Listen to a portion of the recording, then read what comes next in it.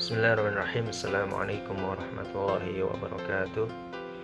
Alhamdulillah hamdan katsiran thayyiban mubarakan fi asyhadu an la ilaha illallah wa asyhadu anna Muhammadan abduhu wa rasuluh. Allahumma shalli ala sayyidina Muhammad wa ala alihi wa sahbihi wa mawalah. Rabbi shrah li sadri wa yassir li amri wa hlul 'uqdatam min lisani yafqahu qawli, amma ba'd. Sahabat pemirsa yang dirahmati Allah Subhanahu wa taala, sedikit bercerita mengenai seorang tokoh yang terkenal, yaitu Khalid bin Walid, sang pedang Allah yang terhunus. Suatu ketika pada saat perang Mu'tah, di situ Khalid bin Walid hanya sebagai prajurit biasa. Pada saat itu kaum muslimin yang berjumlah 3.000 pasukan menghadapi 200.000 pasukan kaum Romawi.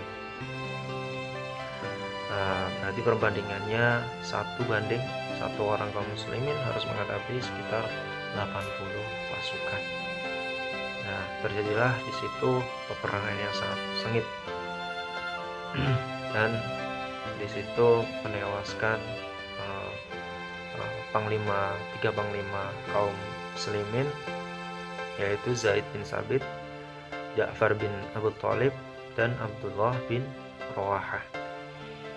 Kemudian bendera pasukan diambil oleh seorang sahabat, Sabit bin Arqam. Segera dia mengambilnya dan mengibarkan tinggi-tinggi untuk menjaga kesatuan kaum muslimin. Kemudian Sabit ini segera memberikan bendera pasukan ini kepada Khalid bin Walid. Pada saat itu Khalid bin Walid tidak langsung menerimanya. Dia merasa tidak pantas untuk memimpin kaum muslimin. Pada saat itu Khalid bin Walid juga baru saja masuk ke Islam. Kemudian setelah itu Khalid bin Walid membawa bendera pasukan itu di atas kudanya, dijepitnya di kaki dan perut kuda. Kemudian Khalid bin Walid kembali lalu memimpin kaum muslimin untuk berperang kembali. Di situ Khalid bin Walid salah satu sahabat yang berperang dengan 2 pedang. Sini naik berkuda, kemudian membawa 2 pedang dan bendera pasukan. Dikatakan bahwa Khalid ini menghabiskan 9 pedang pada saat itu. Jadi maksudnya Khalid bin Walid ketika berperang menghadapi musuh, kemudian pedang ini patah, ganti lagi pedang baru, kemudian patah lagi, sampai Khalid ini menghabiskan 9 pedang. Terus sampai larut malam Khalid ini memimpin pasukan. Nah, di malam harinya Khalid bin Walid ini menyuruh pasukan kaum muslimin untuk tidak tertidur. Nah, disitulah Khalid bin Walid memulai strategi perangnya. Kemudian Khalid ini membagi pasukan kaum muslimin yang keseluruhan ini masih sekitar 2.000 pasukan lebih, masih banyak.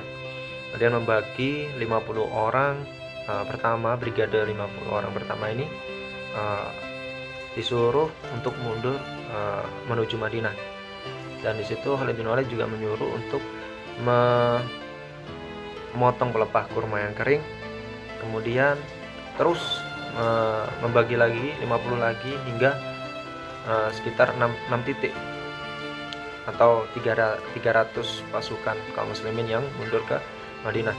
Di situ menyuruh agar besok paginya bergabung dengan pasukan. Kemudian memulai keesokan harinya Khalid bin Walid memimpin peperangan. Di situ kaum muslimin terkepung dari berbagai arah. Lalu dimulai peperangan. Khalid bin Walid memberi aba-aba dengan takbir, semuanya mengikuti. Lalu takbir kedua pasukan semua mengikuti, dan takbir ketiga ini Khalid bin Walid menyuruh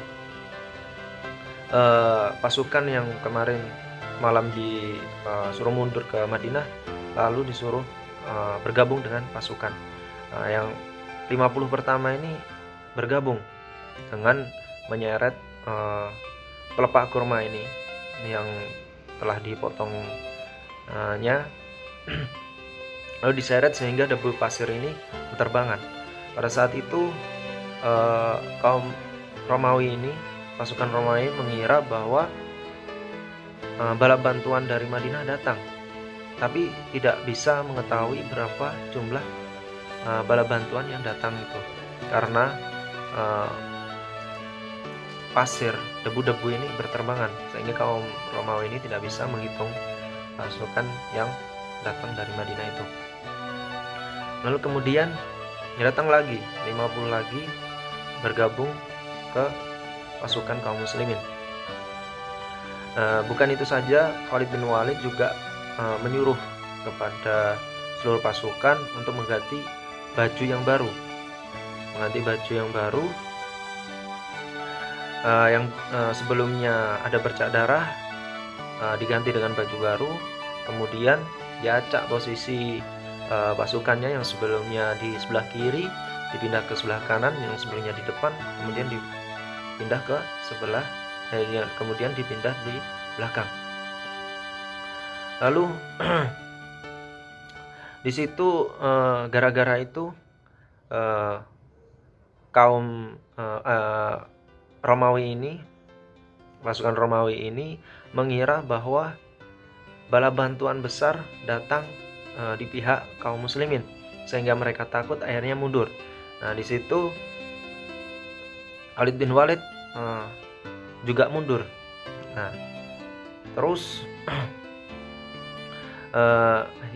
mereka terus mengira bahwa pasukan yang datang 50 tadi itu terus mengira bahwa ini pasukan besar. Akhirnya pemimpin Romawi Heraklius ini menyuruh pasukannya untuk tidak maju, tidak jadi menyerang. Mungkin ini strategi kaum muslimin, ini mungkin strategi mereka, jadi jangan terpancing. Nah, pada saat itu pula akhirnya kaum muslimin bebas. Akhirnya kaum muslimin mendapat kemenangan yang gemilang. Dari cerita singkat ini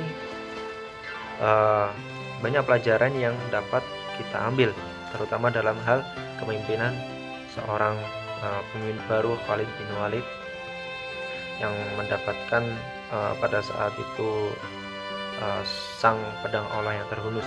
Di perang ini Khalid bin Walid mendapatkan julukan sang pedang Allah yang terhunus. Yang pertama, pelajaran yang dapat kita ambil dari seorang pemimpin, seorang pemimpin ini harus yakin atau harus bertakwa kepada Allah SWT. Kemudian memiliki perilaku yang baik, karena seorang pemimpin akan dilihat, akan menjadi contoh untuk pasukannya. Dengan sifat kerendahan hati Khalid bin Walid, dengan sifat hormatnya, dengan sifat bijaksananya. Kemudian nomor 3, seorang pemimpin harus memiliki keberanian dalam